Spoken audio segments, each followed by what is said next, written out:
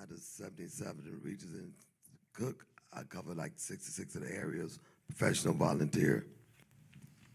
Let me just talk about the one who made everybody stand today. She is really, really kind. She is a true champion for the Chicago Housing Authority and literally serves tens of thousands of residents in Chicago. So I think we ought to give her a hand. Thank you, Francine, seriously. How do you follow that? Maurice Kirkendall for True Love Center and Bright Star. We're in the Roseland area and the Bronzeville area. Taran Williams and part of the Bright Star Community Outreach team and Greater Bronzeville area.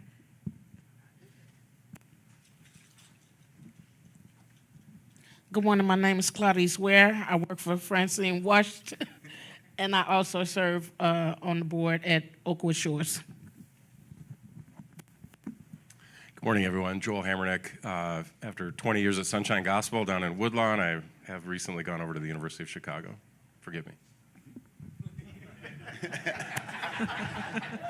Morning, I'm Deanna Perez. I'm the director for the Behavioral Health Department here at Bright Star Community Outreach, serving the Greater Bronzeville area. I'm Nathaniel Stewart. I'm just a lay representative of Hyde Park Church. They serve the university community both in East Hyde Park and in East Woodlawn. Roosevelt Walker, New Memorial Missionary Baptist Church, Greater Grand Crossing Community. Harry Washington Jr., Bright Star, Greater Bronzeville. Good morning, Jada Wilson Turnbow, Director of Education for Bright Star Community Outreach. Age, I'm going to sit. I'm CJ Jones, BSCO, and Bright Star Church, Greater Bronzeville area. Hi, I'm Demetra Clay. I'm the grant manager here at Bright Star Community Outreach, and I'm also a member of Bright Star Church. Good morning. My name is Reverend Veronica Johnson. I'm the co-pastor of Hyde Park Union Church, also chairperson of the Interfaith Council Anti-Violence Task Force of Hyde Park and Kenwood. Joni Vaughn, Bright Star Church, and St. James Church, serving the Greater Bronzeville area. I'm Beth Cherner. I'm a consultant here at Bright Star Community Organization. John Vaughn, Executive Pastor at Bright Star and St. James. And I brought the car for Pastor Harris that Rabbi Siegel drives and Pastor Barlow washes. And I do whatever Pastor says. All right. Introduce yourself. Okay. My name is Benjamin, Pastor St. John Baptist Temple, 9319-29 South Cottage Grove Avenue in the Burnside community. Also, we have just established a couple of years ago the St. John Temple Community Development Corporation, so we can do work in the community or what have you. Zebediah White, Senior Pastor of New Eclipse Church, New City Community. I believe we covered everybody. Last. I'm Elijah Kendrick. I'm Pastor Harris' executive pastor. So would you clap for all these great faith leaders and community leaders that are in the room today, and thank you for coming today. And so I'm really, really proud, and some others will come in and we will make sure we acknowledge them. We realize also that folks are getting their children to school, but we wanted to respect your time as well as respect. I'm really, really proud to introduce to you all for the first time to our specific network. Come on, clap your hands for Deputy Mayor Gatewood. How you doing, sir? Doing well, brother. I appreciate the warm welcome. You know, I always love coming out here for breakfast. It feels like a second home. But really excited to hear from you all today. And talk more around how we can work together. I'm a big believer in collaboration. I know we don't get to the safety we want to see in the city by working in silos or working alone. You will see me in places, a lot of places all the time, and I really want to listen and really think about how we can help make our city safer. So really excited about it. We've been on this job now since June 1st, right, Manny? June 1. But even though on the calendar it says, what's that, 2.5 months? That is not what it feels like. But in a good way. We get to learn different things every single day. We get to listen to new experts every single day, and we think about opportunities to help people. I come to this work particularly because I wake up every day thinking about how we can help more people. And that's been my drive ever since I got into this work. So I'm excited to, one, tell you all a little bit about some of the things that we're doing, and then honestly hearing from you all about the work you're doing, the concerns you have, and how we can partner. Because I'm a firm believer in partnership. This is a new office. The Office of Community Safety was created when Mayor Johnson took office. I think this was the first executive order he signed, or the second, but he signed 4 all at the same time. And I'll tell you, he doesn't know this. When he was passing out pens, I thought I would get the pen for the executive order for the job that I'm in, but I did not get that pen. Nonetheless, really excited about the approach that we're taking with our work, and I'll tell you a little bit about that. So historically, when it was the Office of Public Safety, it was not through the fault of those deputy mayors. I firmly believe that. It was structured to be reactionary. We can't be reactionary. So I've bifurcated the approach to our office, where we have one portion of our office that focuses on the daily operations of city offices and how you build in that rapid response, and you can be reactionary. And I've built out an entirely separate team that focuses on the root causes of violence and how we address those long term. So we look at 3 key populations. We call them youth of highest promise as opposed to youth of highest risk. We call them adults of highest promise as opposed to adults of highest risk, and also survivors of violence and crime. And really thinking about how we lead our work in education, healthcare, housing, policing, community violence intervention, community environment. What's the one I'm missing? Oh, economic upward mobility. So really looking at how we take each of those key areas and pull experts from around the city and work in 3 phases. So we're starting some of this work up now. Excited to see where it goes, because at the same time, we're building out our rapid response work, because obviously the things that we see in the city need a response now, right? And you have to have time to build into the work you're doing. So again, this is why we're building out a structure across all of our city agencies, having them understand the role that each of us play in safety, understanding that safety, the solutions to safety don't lie only in CPD. They don't lie only in the mayor's office. They lie in all of us. So really thinking about how we collaborate on a deeper level, thinking about how we bring in more community partners to the work. I'm sure you all have heard the mayor say the 5th floor is open, and we mean that. Throughout a week, I may have 300 people come through my office, either on the work that we're working on, meetings, and partnerships. And this has been almost every week since we took over. And we started that with a staff of 2. Now we're at a staff of 8. And we were able to kind of staff up and pull in some rock stars, because we know this work is important and we know we can't do it alone. The overall office is still staffing up throughout the mayor's office, but we are trying to be very intentional about the people we bring on to help us move the work forward. So, yeah. That's amazing. I think a couple of things that stick out to me. First of all, I love the nomenclature. I love how you didn't say at risk, right? So could you just go over those 3 just one more time? Because a lot of times the power of the labels, right? And what it does and why you're thinking about that in a different way. Yeah, and let me, so I said youth of highest promise, adults of highest promise, and survivors of violence and crime, survivors and victims of crime. Now, when we talk about language, it's very important, because I do want to give credit to a really, really good friend, Orlando Chile Mayorga, who works in the Lieutenant Governor's office. He is the reentry coordinator for the Justice, Equity, and Opportunity Initiative. He has done a ton of work in restorative justice and healing throughout the state, from his time when he was incarcerated, from the time that he's been out.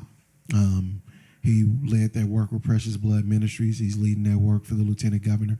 And we were sitting in one of these groups, and he said, well, language matters, because we went through an entire process when I was the director of the Illinois Justice Project prior to this, having the Illinois Department of Corrections change language on their website, right, from offender, and we had them change that language to be more welcoming to the folks who are in DOC and the folks who are coming home. So really language always matters. So if we constantly tell young folks they're at the highest risk, or adults that they're at the highest risk, they'll start believing that they're at the highest risk. So that language matters, and how we invest in young folks and the adults and the survivors matters.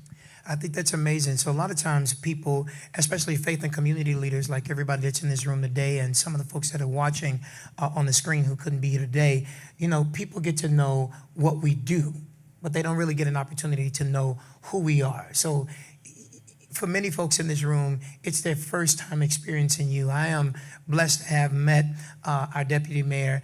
We met as classmates in the greatest class of leadership, Greater Chicago, the class of 2022. Other folks would be going crazy for saying something like that, but really got a chance to hear his passion and learn not only from your experience, but also why this work matters to you. So if people are learning and getting to know Deputy Mayor Gary Gatewood for the first time, who is Gary Gatewood?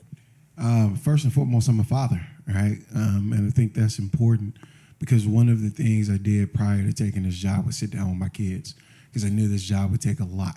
It would take a lot, because it would be a big commitment. But the conversation I had with my children, 3 of them, and for all of you out here who have 3 kids, you know, them kids wear you out. If you have more than 3 kids, God bless you. I'll continue to pray for you on a regular basis. But really having a conversation with my kids about what it would take to do this job, and if we had an opportunity to use our skill sets to help other kids in the city and help other people in the city, we should do it. Originally born here in Chicago, grew up in Jackson, Mississippi. It's been great. I've been back in the city for 7 years now. After law school, I went and ran a reentry project in Cincinnati, Ohio, that focused on youth who were both in the child welfare system and the juvenile justice system. Came here and I ran a policy shop as the policy director for the Juvenile Justice Initiative. So worked a lot on youth and reforms for youth in the juvenile legal system. And then I went over to the Illinois Justice Project. I was the director of the Illinois Justice Project for 2 years, followed up my predecessor, who's now the Cook County Public Defender, Sharon Mitchell Jr. And I was there 4 total years, had the opportunity to come and work for Mayor Brandon Johnson. I couldn't turn it down because I'm of the firm belief that this administration can help with the partnership of community, and we really mean that, change the trajectory of the city. And it's not just for my kids, right? And my kids are 10, 7, and 4, and I'll tell you how far ahead I'm looking. It's also changing the trajectory for my grandkids, right? And again, we have to think about the pathways that we set out long term, while also addressing the issues that we see here in real time. My job description says I'm supposed to eradicate the root causes of violence, right? I know, right? I know. Yeah, right. You know, the day is young. I may have that done before lunch. But really, one of the things that's, you know, interesting about that is I remember having a conversation with a mentor of mine, Paula Wolf, when I worked at ILJP, about, you know, you would always hear folks say, we should be eradicating the root causes, right? And you would never hear people say how they would actually do it. And then I look at my job description and it says, all right, well, you've been saying that. Well, tell us how you can do it. So now it is really an interesting time in understanding that now there's an opportunity for the deepest collaboration that the city's seen, hopefully. You know, one thing that I genuinely believe in is collaboration. I had the opportunity to work on the Pretrial Fairness Act and the Safety Act overall, and we put together over 100 organizations throughout the state to work on one cause, right? And what that showed me was once we decide there's an area that we want to address, there's not a single reason we can't do it. And that's the approach our administration has taken, and we're excited about that. So it's a new administration. Let's just be frank. As any other new administration, you're kind of in the audition spot. You get the spot, and let's be honest, the honeymoon is over. right? There was a honeymoon? Yeah, exactly.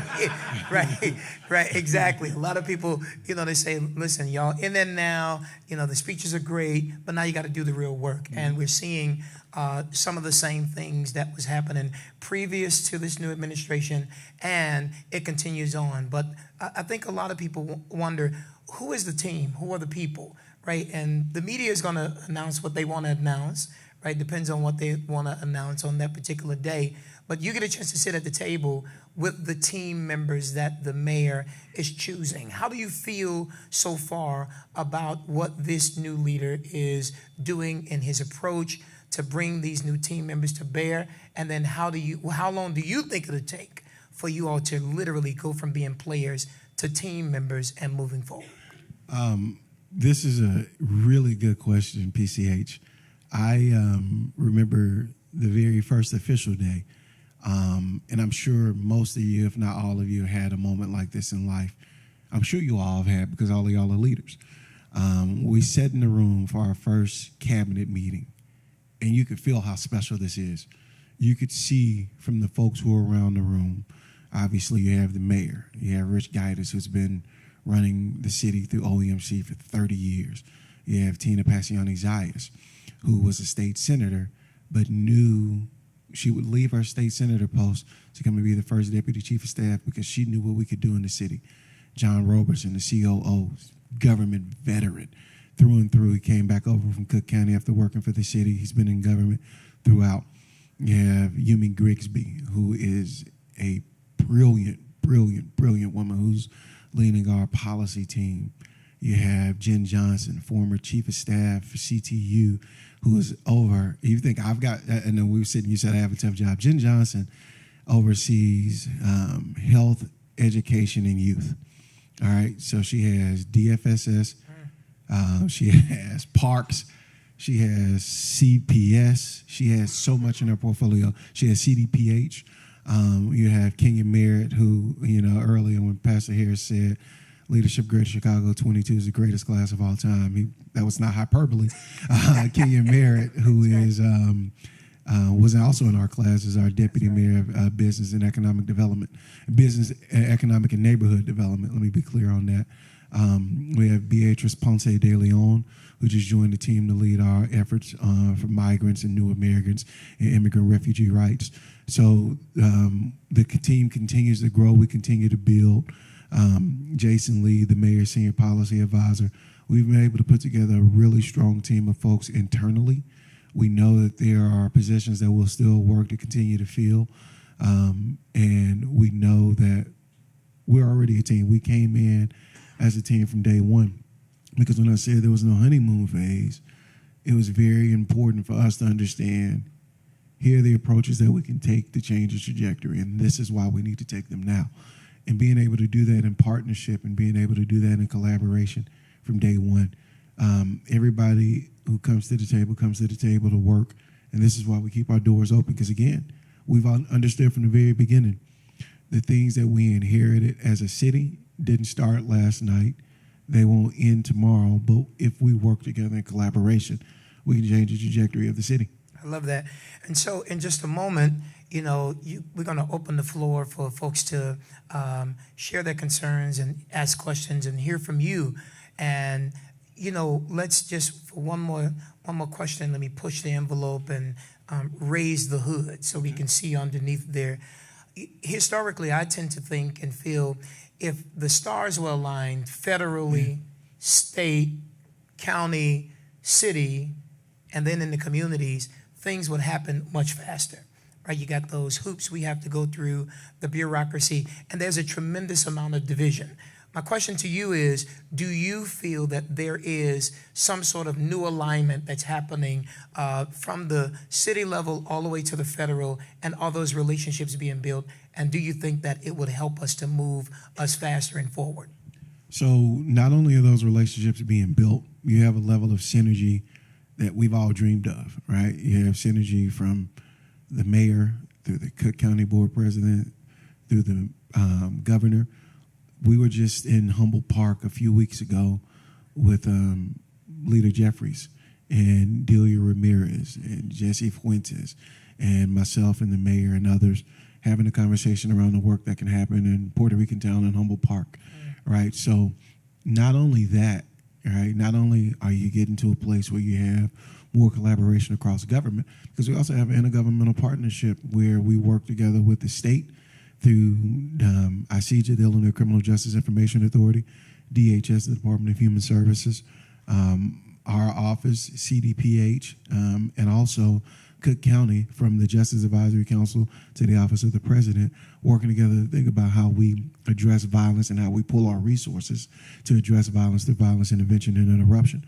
I will also say, even in the structure of some of the work that we're doing, having philanthropy at the table for every one of these conversations, and not just from a resource perspective, not just from a financial resource perspective, but understanding that they fund so many of the CBOs that we work with. So you need collaboration, and you need folks at the table to better understand where are the gaps that we are missing and how do we do this in collaboration. And also having the business community at the table to put skin in the game, right? Having them as partners at the table has been very good, and really making sure we have all of those players, finding out how we set the container and what we can work on, and understanding that while this is there are needs that we see now, that this is a marathon, and understanding that on August 22nd, we will be 7% into our administration. We'll be at 100 days on August 22nd. What is that? Is today August 22nd? Look at us, 7% in, 100 days. What do you know? So 7% into our administration. And I will tell you the work that's been done so far, setting up community safety cabinets where you have that level of collaboration, bringing together 9 working groups that focuses on the root causes of violence.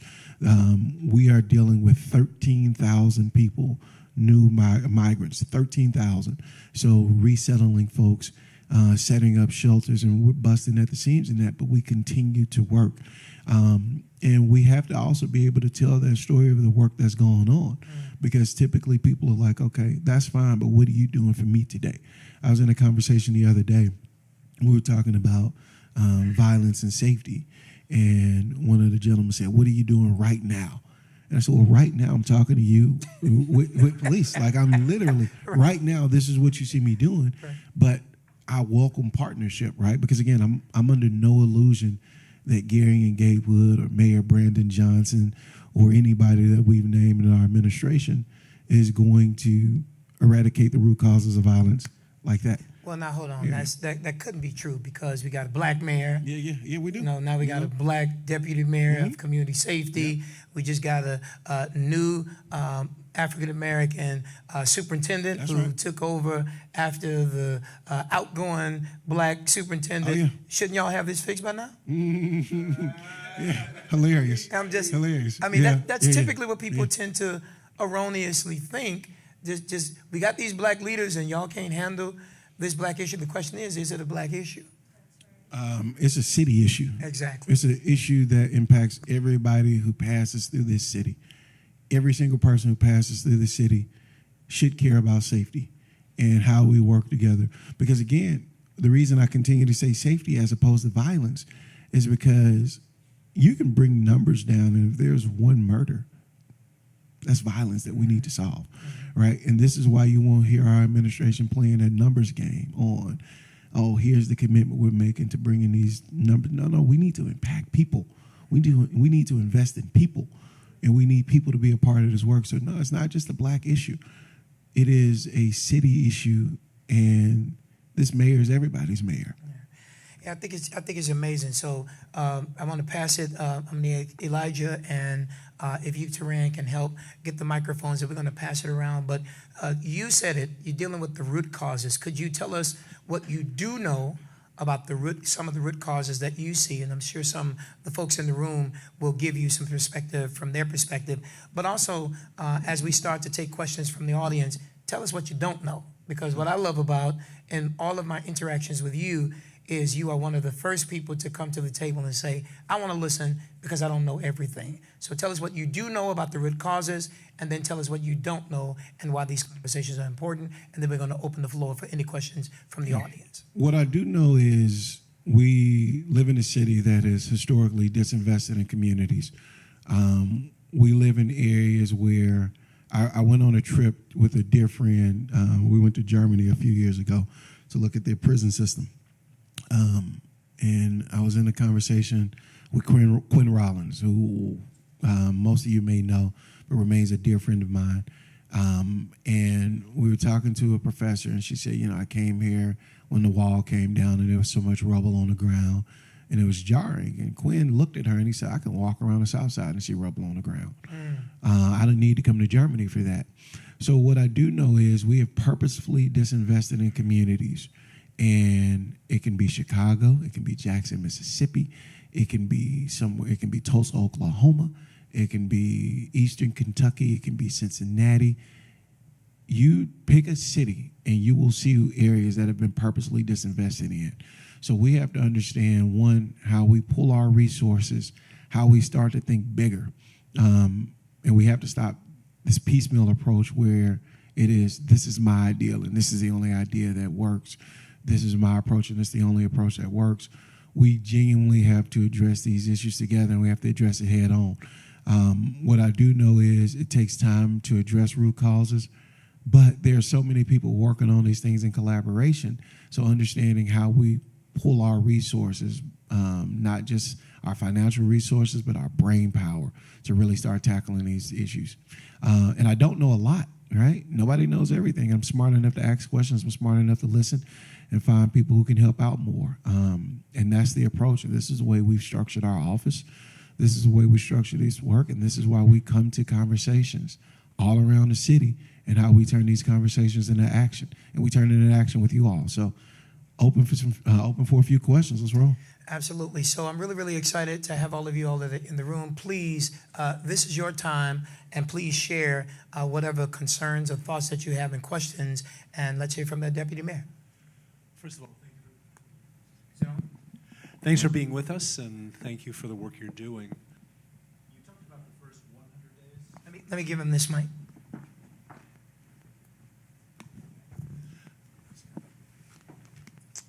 You talked about the first 100 days, which is today. What would you consider to be, what does success look like after the first year of this administration? What does success look like the second year of this administration? Certainly you must have, you laid out a grid of how you see success. So what does success look like after the first year? What does success look like after the second year? It's how we invest in people, right? And I genuinely mean that. So how do we get resources to people who have not had access to resources before? How do we show up for folks in places that they haven't seen us before? I was sitting in a meeting down in Roseland the other day, Saturday, because I love to spend my time at community meetings on the weekends, and it's just great. So I was down there Saturday. I'm sure your kids love that too. Yeah. Sometimes they come along, right? So really listening to some of the conversations, and an executive director of a social service agency on the far south side said we have not had access to resources like this before, right? And I've spent a lot of time with them over the years, but also making sure we can actually get access to resources to folks. For me, that's a part of the success, right? Because you have folks who are deeply rooted in each of their communities. How do we make sure we open doors to them? How do we work on this layered approach to government? How do we genuinely become better partners, right? And this is not a jab at any administration prior to us, because I've learned really quickly, government is hard. Government takes a lot of collaboration. But how do we make sure we are readily available for folks, and how do we address needs together? Will we have all the answers? Absolutely not. But how we work together to get those answers with folks is how we'll measure success. Next question. Hello again, Reverend Veronica Johnson, Hyde Park Union Church.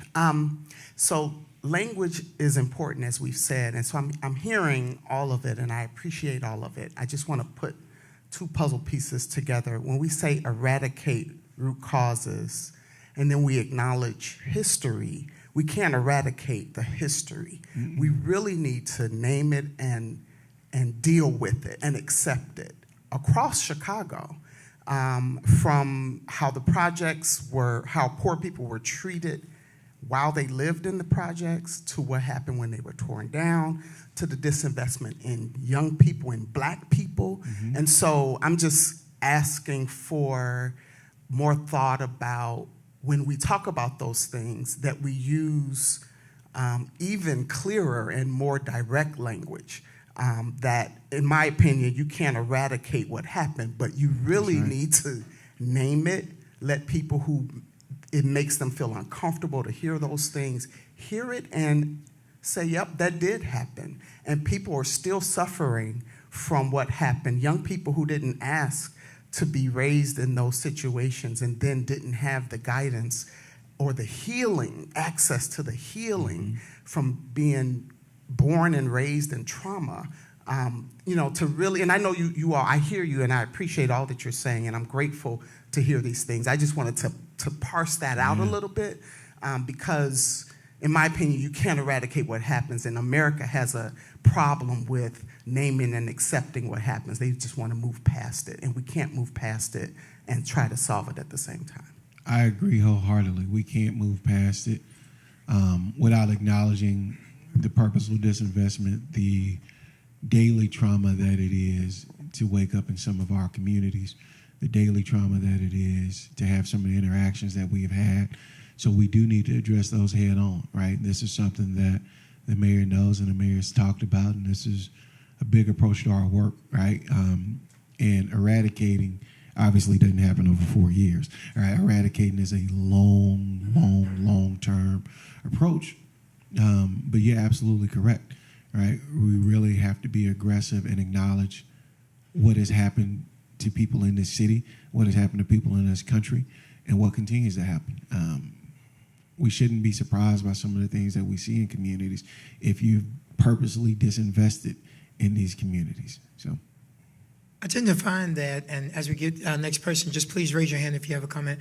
I tend to find that people want, whether it be community-based, faith-based, community constituents, they want the effects to be focused on and ignore the cause.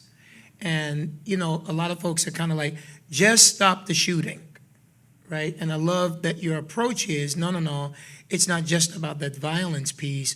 How do we look at making sure that we don't continue to disinvest or not invest in these communities that have been disinvested in all of these years? And we don't want to just deal with it from a reactive perspective. We want to deal with it from a proactive perspective. What is your plan? What are your thoughts on dealing with these youth of promise? Because I would imagine we got some short-term goals and some long-term goals. Absolutely. So you are spot on. We not only have to think about the gun violence that we see, because that's a real issue.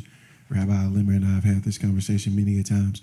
That's a real issue, right? So how are we addressing the flow of guns into our communities? How are we making sure CPD, community violence intervention, and other levels of government have the resources needed to curtail some of that? And how are we how are we having conversations around why people feel the need to carry guns, right? What have we done in communities to create safety? This is a question that we've had this conversation before behind closed doors, but we'll have it here now for a second. Something that I would like all of you all to do is ask people in your congregations, ask people in your circles, when was the last time they felt happy and safe at the same time, right? Because typically, those are very hard to get in some communities, to have that intersection of being both happy and safe. So how do we create spaces where young folks feel welcomed, young folks feel safe? You don't have to worry. I mean, I started working when I was 13 years old, man, full time, 13 years old, right? So we have not given young folks the opportunities to be kids. Now, that's not to say that there are not young folks who need a different approach. And, oftentimes, when the mayor talks, people say, oh, and he says we're not going to demonize youth. That's absolutely correct. But people also conflate that to believe that he's also saying we're not holding folks accountable. And we are, right? You have to have accountability, but also you have to understand that it is our responsibility as a community throughout the city of Chicago to wrap our arms around these populations that have been ignored, that have been disserviced, that have been disinvested in. So, one, how do we create in partnership with young folks these safe spaces, right? How is it designed by young folks? How do we make sure it is not me and you creating these policies for young folks? Spend a lot of time with young folks around the city, have young folks come to a lot of our meetings to help us drive those policies, and we feel accountable to them, right? Because they know this city and they know their neighborhoods better than any of us ever will. They can tell you which block to go down, which block not to go down. They can tell you what their safe passage is. They can tell you everything that is happening block by block in their neighborhoods. So we can't just say, oh, we're going to start this program 3 blocks from them, and they may not be able to cross those 3 blocks. So we need to be very intentional. We had a budget hearing, budget town hall. We had 350 young folks come in and tell us about the different issues they wanted to see in the budget. And having those interactions and having these young folks help drive our policies is one way I think we really start to see the shift, and we'll see the difference because there's a different level of accountability and partnership there. Good morning again. Good morning. My question is this. I'm originally from New York. Don't hold it against me. Been here 11 years. Been working in the community with the Youth of Promise and Adult of Promise. I'm going to try to get that language down. Yeah. And my family and I, we lived in the community for these past 11 years as well. And one thing that it taught me is what the community is actually going through. After I leave here, I have a funeral for a 30-year-old girl who died of a stomach infection that traveled to her brain. Most of her family struggle with mental health. The church and I and a couple of our leaders in the community are working on a project to bring the first maternity house to the south side in the Inglewood community to give young mothers and fathers opportunities that they don't have. And the question I have for you is, like, because I'm not from Chicago, and one thing that I love about Chicago that New York doesn't have is community. Like, I've been here, and when you grew up in Chicago, it's like you know everybody. Like, you guys know, like those of you who know each other, but as an outsider, sometimes I'm like, how do we bring our ideas to the table?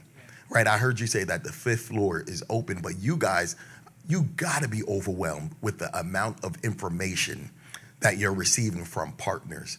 So how does someone who has like a program that's been working, we started a preschool to help mothers and fathers go back to work or school.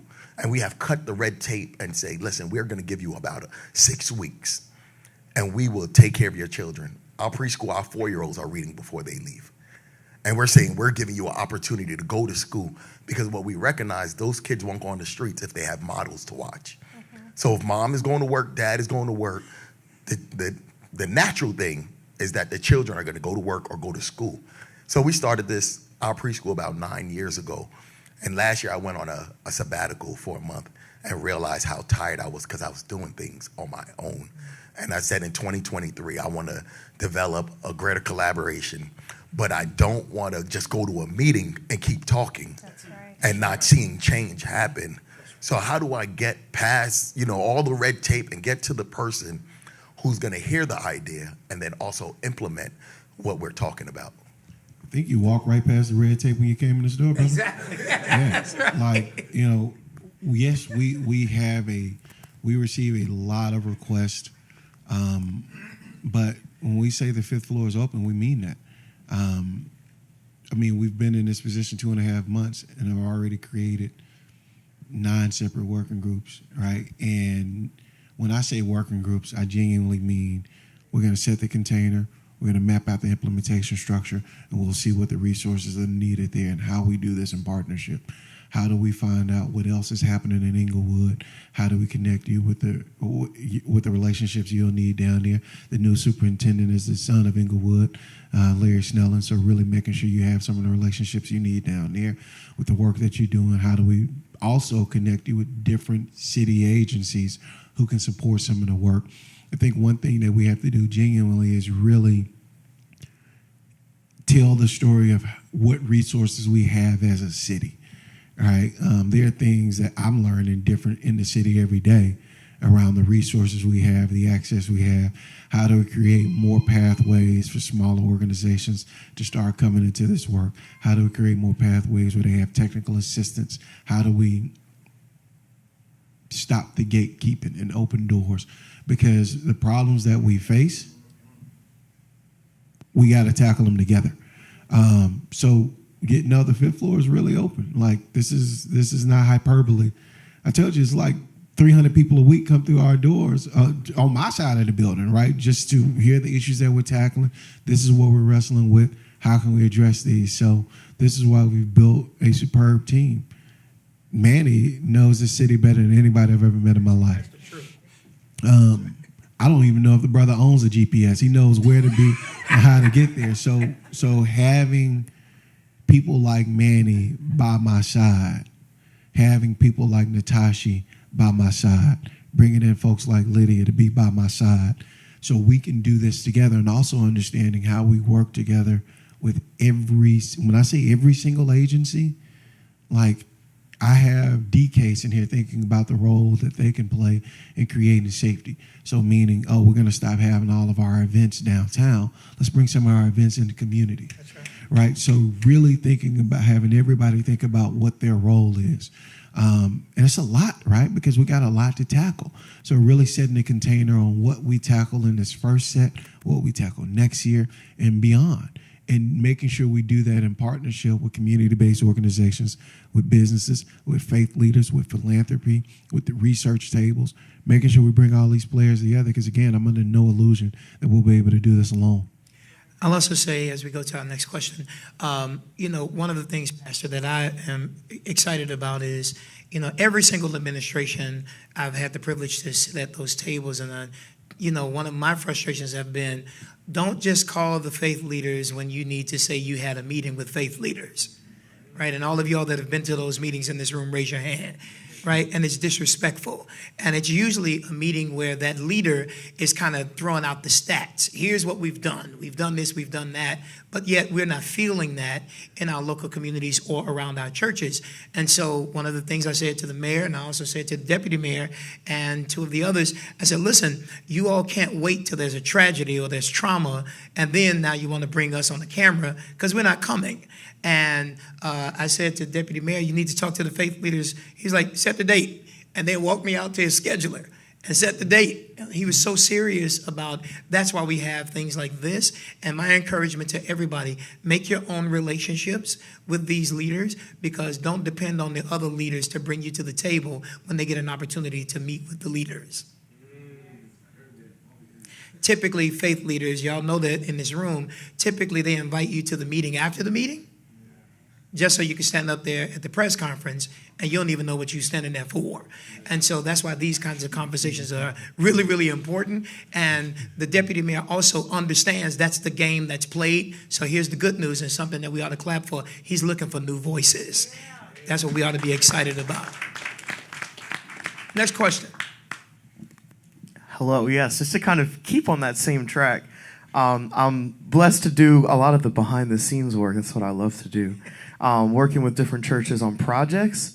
And one of the things that I've seen in a lot of times in a lot of different situations is that I think you were right, Pastor. There's a lot that we as people of faith can do to help bring each other in and collaborate with each other. That there's a lot of discomfort with city officials, county officials, state officials on working with faith leaders or faith-based organizations. Some of which is kind of behind the scenes and kind of just comes through the language, and some of it has been very overt. I write a lot of grants, and I spend a lot of time in meeting with lower level bureaucrats. And my question for you is, like, what commitment can you make to keeping faith leaders at the table and continuing to work with faith-based organizations? And what is the city looking to do? And I hope that they're looking to do something to try to change that particular culture within the big body of government that we have here in Chicago, so that a lot of your boots on the ground, which are, especially in the South and West Sides, churches, as you well know, are able to do their work and get access to resources that everybody else in the city enjoys access to.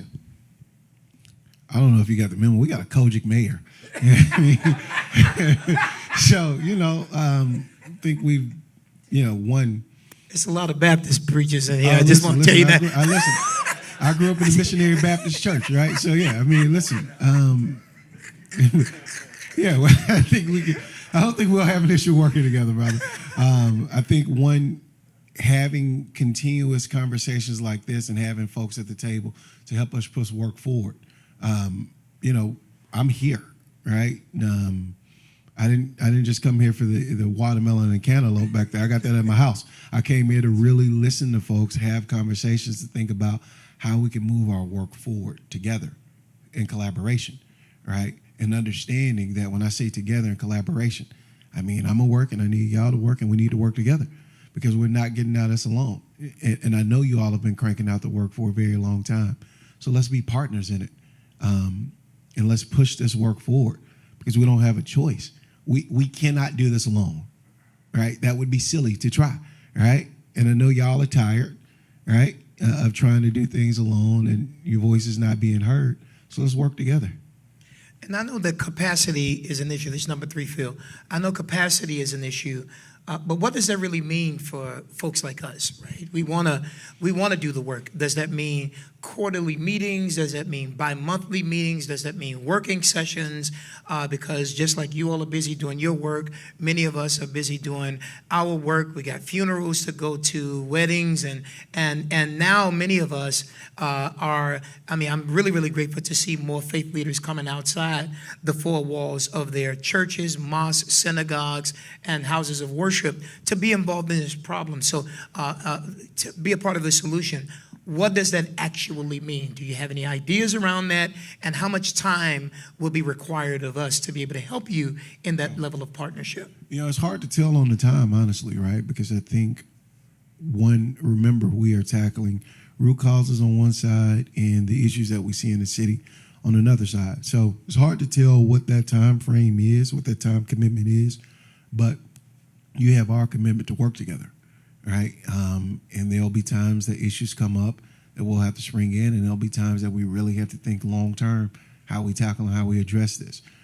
Mallory's not here, so I dare not try to manage my schedule without her. Better not do that. You know what I mean? But really, we can continue to have follow-up discussions, and then we can also spend some time in each of your areas to learn about the work you're doing, because we're outside, right?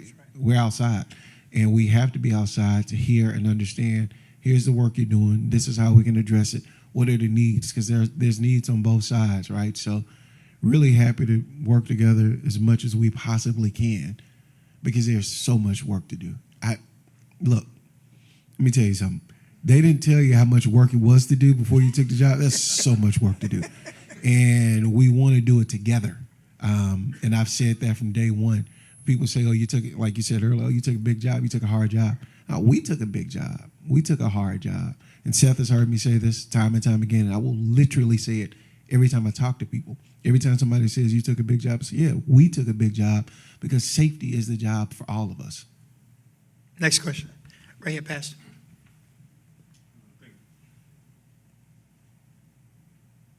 There it is. Thank you, Pastor Harris, for bringing us together, and certainly thank you, Deputy Mayor, for coming alongside these faith community leaders. A lot of us share your vision and your passion for effective change throughout our communities.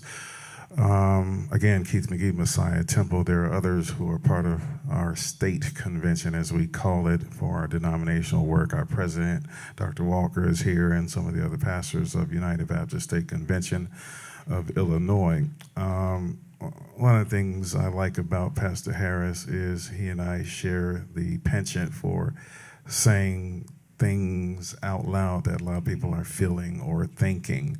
What we have going on in our city, in our nation, quite frankly, it's something systemic that's happening.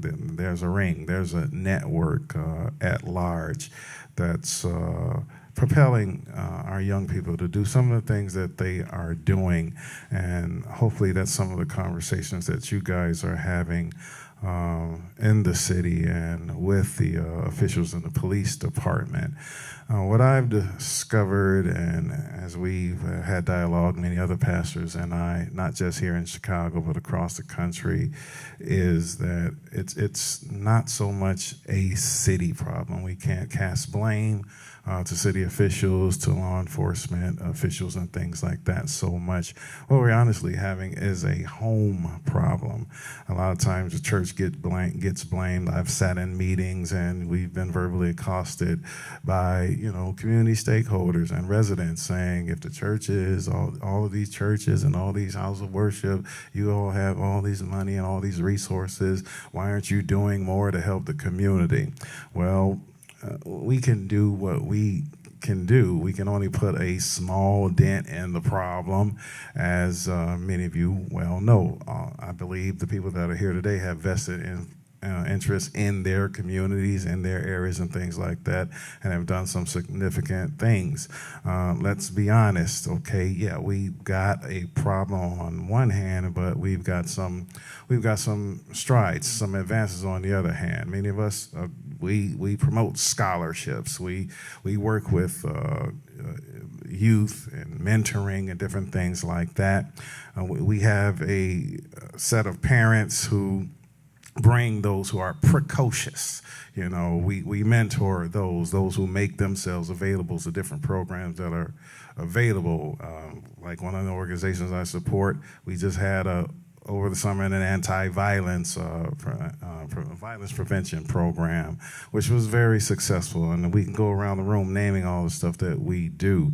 But how are we combating? How far are we looking into this home problem from perhaps those who have been detained and the parents that you've had to interact or interface with? What can we do to get to the root causes of the problem? Because again, it's been stated that we've been to a number of different meetings. I particularly from the state's attorney. Then it was the judicial committee at one time. Then it was at other times the top cop of Chicago saying what was going on and different things like that.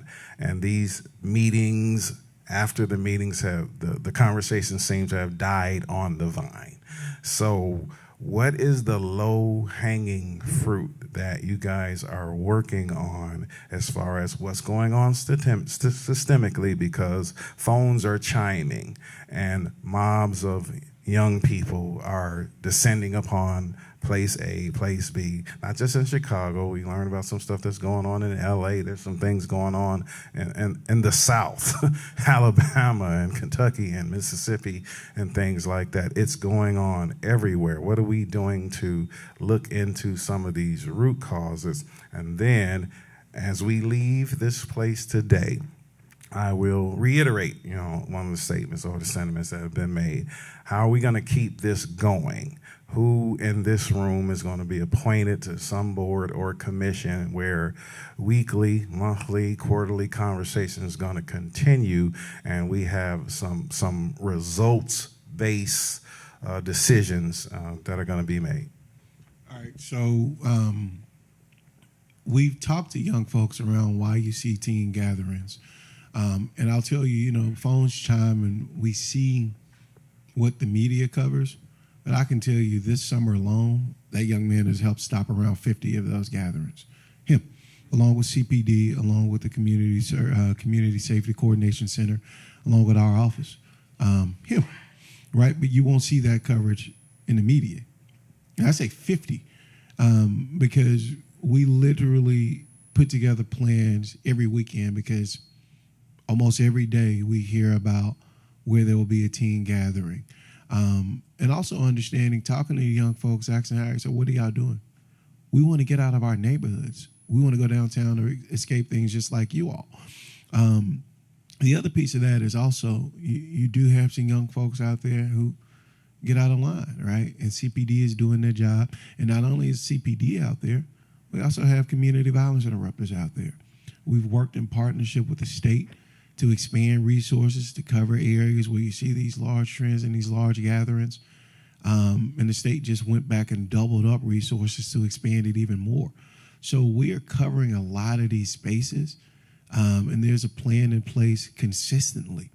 And what I think a lot of folks would be surprised by is, Glenn Brooks, who I'm sure all of you all know, I'm sure Glenn has literally been in almost all of y'all living rooms before, because Glenn is everywhere.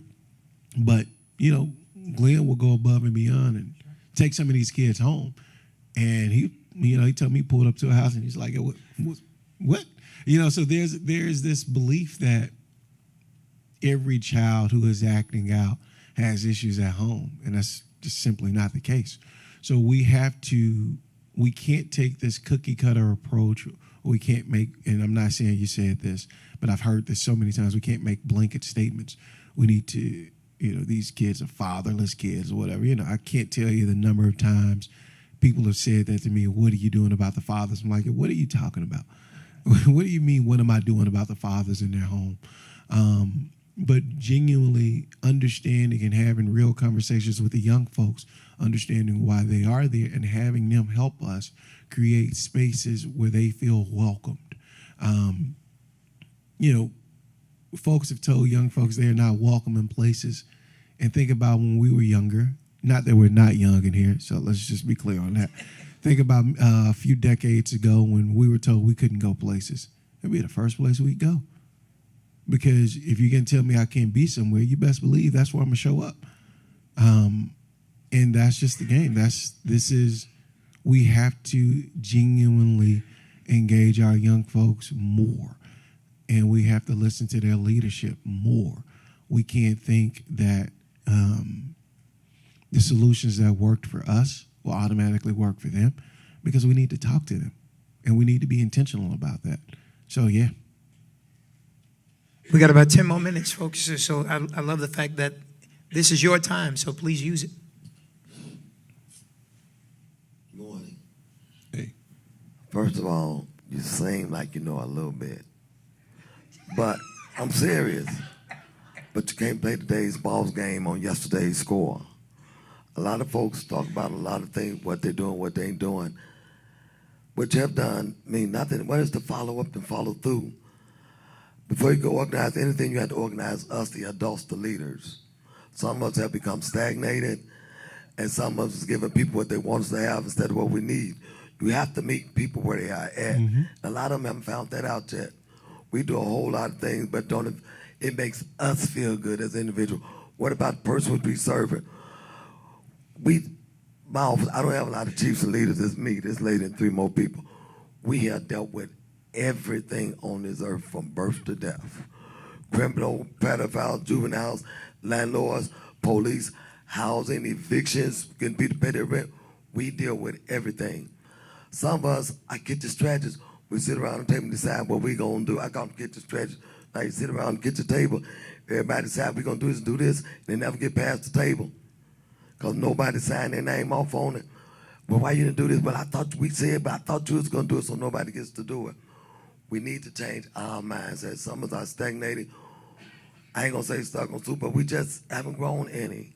We continue to do the same thing over and over and over like that and have to run that wheel.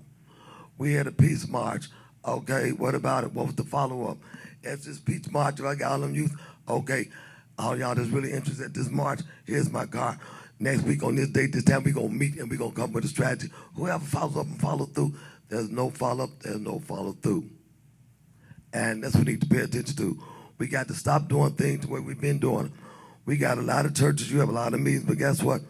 How many doors are only open? We got a lot of churches I go past every Sunday. As a matter of fact, anybody name your area, the street the church located on, I can tell you what's on your block.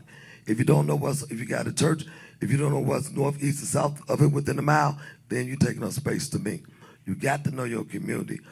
On Sundays, we have cars double parked and triple car parked. So what the people in the community usually will walk to work. walk to church. You're not serving your community. You can't have we got a convoy at our church today, big deal. I got my own carnival. You got to do something that's significant to that community. You got to embrace your community. We're not doing that. How many really young kids? If I'm not a grandmother, great-grandmother, been to church for 20, 30 years, ain't no more young kids in church. And pretty soon we're going to all die out and get too old to come to church. We have to change the way we do business. Religion, one thing about, I'm asking everybody a question. Every year, how many, and just think about it, everybody walk the streets every day and see congregation. How many pregnant people have you seen this year? Usually every day you count 9 or 10 young women pregnant, can't you? Have you seen that many this year? There's very few young people that's pregnant. Have y'all paid that any attention? How many stomachs have you seen this year, Pastor Harris? Well, since we serve thousands, quite a few, but I get your point. I think, Francine, let me say this. I think you're right. And what I'll say is, when it comes to the houses of worship, right, that is 100% correct, right? We absolutely need to open the doors. We absolutely need to provide more opportunities and resources and programs. We need to include those adults that are in there. One of the good things about this particular room is you have folks in the room that actually do that. I guess our question and our work is, and the opportunity that exists, is how do we get more houses of worship that are around the ones that are already doing the work that Francine is talking about to get involved? And what ways, Deputy Mayor, can we partner with the city to engage those? Because what I will also say on the flip side of that is the community doesn't have a right to ask the churches to do things, and the church, without realizing the churches don't have the resources that it always has. And let me just say this, any church that you find double parking after COVID is an anomaly. It is amazing how many people are not coming back to the churches now, but some of that is our fault. Some of that is our opportunity. How can we, in the spirit of what Francine is saying, how can the houses of worship in an effective way partner with the city, your vision, to have those follow-up meetings? Because that's definitely, you just literally repeated what Pastor said. What's the follow-up? Who's next? Will there be a faith community liaison connected to your office to engage this kind of group on a continual basis? Yeah, so a couple of things. Thanks, Francine. Thank you, Francine. There will be, in the mayor's office, a faith liaison. Secondarily, when we talk about follow-up, a part of some of the long-term work that we're doing is we need to build out implementation committees, right? One thing that I've learned pretty quickly is people love a press conference. People love to pass an ordinance, or people love to pass a bill in Springfield and have a press conference. You go to implementation rooms, and you're in there alone, Jack, and there is a lot of work where your policies are actually framed in implementation rooms. So understanding who's responsible for what, so creating accountability mechanisms. This is what you said you could do. These are the folks you said you could help. How is that going? How do we check in on that? So this accountability stream is a two-way street. How do we work together and really build out models for long-term success? Understanding the work that you all have done that has been successful, understanding where the gaps are and how those gaps can be filled, and genuinely understanding what commitments we can make and how we can move forward. So there's a lot to tackle, but I am genuinely optimistic that we can tackle it together. I got time for one more question. Can I just finish this passage? Make it really, really fast. Really short. Community residents always look for what you can do for them. It's just a place to go, to knowing they have peace, knowing somebody to talk to them, knowing somebody's meeting where they at and not where they want them to be. That's right. It doesn't matter. Open your door, let me in, let me see what you're doing. Maybe I might like it and join, bring my other friends in. That's right. I'm talking about old school. That's right. And we got to get back to basics, and you got to deal with us before you can deal with the rest of the community. That's we ain't right. got our head on straight. What you do with us don't mean nothing. It's going to stay with us. You got to deal with us, the individuals first, see where we coming from, see where the religious folks coming from. If you don't, it ain't going to work. It ain't been working. We got to change the way we do things, and now it's the time. You want to make a difference? Start with us. See where we come from. See what it is that we doing. We say, I do this for my church, I do this. What about your community in which you sit, your base? They ain't doing nothing for the community. They ain't gonna do nothing work with you either. And Francine, let me ask you a question. How many CHA residents do we have in Chicago? Well, we got 70,000 Section 8 units, I just multiplied by 3. It might be 6, 7, 8, and 9 in there. And 20,000 public housing, I multiplied it by 5. So I do the average like maybe 200,000 people. We get like 400-500 phone calls a day. We put out fire. Somebody say something going on.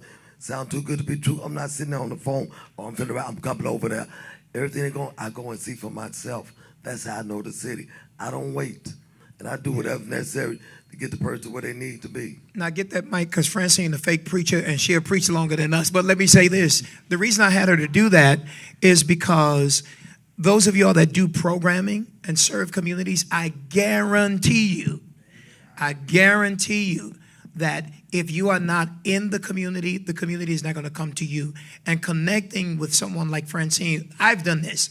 Connecting with someone like Francine and her team, she can literally drive the residents to your work. So, for example, right outside Bright Star, this housing facility right here, when I need something or have something for the residents and the community, one of the first calls that we make is to Francine's team to say, hey, we're serving in your community. We want people to be served and utilize what we have. So please don't let this resource walk out with you all connecting with Francine and her team. Last question right here, and we'll be done. Is that Michael? Turn it on. There we go. Thank you. I'm Father Michael Trail from St. Thomas the Apostle Catholic Church in Hyde Park. From my vantage point, I see two things happening. I see and I appreciate the work that you're doing in addressing our long-term residents, our long-term issues, and looking at it from a new, different perspective. One of the things, though, that I also see from my vantage point is Chicago is welcoming a new community of migrants and refugees to our community. So, how is your office bringing those two things together, dealing with our long-standing issues that have plagued Chicago for a long time, but also finding ways to welcome our new incoming residents who ultimately will be long-term residents here in the city of Chicago? Thanks. Yeah, so I get to work hand in hand with Beatrice Ponce de Leon, who is leading our efforts on that. But that is also an all-hands-on-deck effort. Almost every city agency, we're on the call at 8:30 every morning. We have over 13,000 folks who've come in the city. We got 1,300 folks in police stations. So this is not something that one agency can work on. We're also working with a ton of community-based organizations, faith organizations. And this is something that we genuinely we've never seen anything like this before, right? So how do we approach this? How do we continue to be a welcoming city? How do we also make sure we get resources to our new neighbors and get resources to folks who've been in this city their whole lives? It's not an or. This has to be an and we continue to provide resources for communities. But this is a biggie, all right? And we work hand in hand, day to day on one, how are we approaching this population? How do we make sure communities feel safe? How do we make sure our new neighbors feel welcomed? It's a lot, right? This is something that we evolve and we grow into every single day. And we will continue to lean on our partners both inside and outside of government to continue to work towards long-term solutions. We've got folks working on that, but we also have folks working on what we're seeing on a daily basis. And that's in all our work there, right? I mean, I know I talked a lot about our long-term work, but rest assured, we are dealing with the things that we see in communities on a daily basis in my office as well. So this is why we took that bifurcated approach. But we work directly with Beatrice and DFSS and OEMC and CPD and CFD and parks, you name it, community-based organizations, city-run shelters, volunteer-run shelters. We are a faith community, philanthropy. We're in it together, man. Schools, city colleges. Like, we are literally trying to tackle this because, again, like, we get multiple buses a day. And I'm not sure if the media covers that, but sometimes we get 3 buses in a day.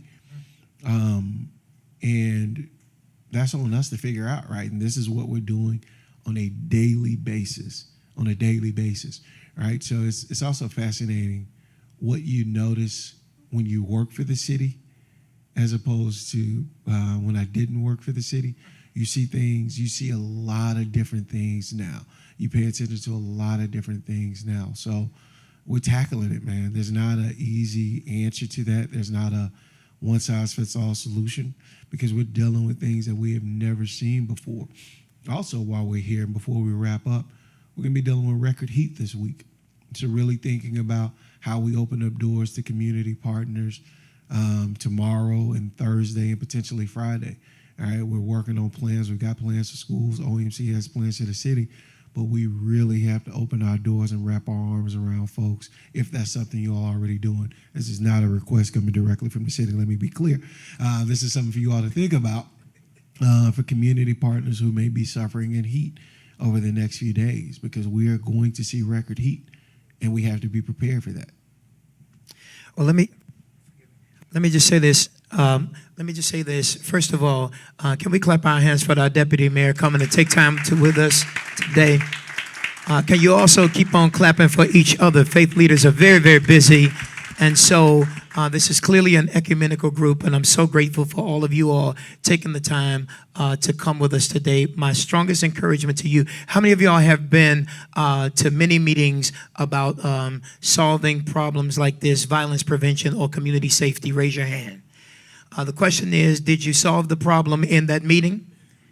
Well, you weren't going to solve it in this one either. So I pray that you will leave out here understanding that the reason that we can say this was a successful meeting is because it did exactly what we wanted it to do. Start a conversation with this new office of community safety. And again, I want to thank our friend and brother, Deputy Mayor Gatewood, for coming to hang with us. Make sure you meet him on your own.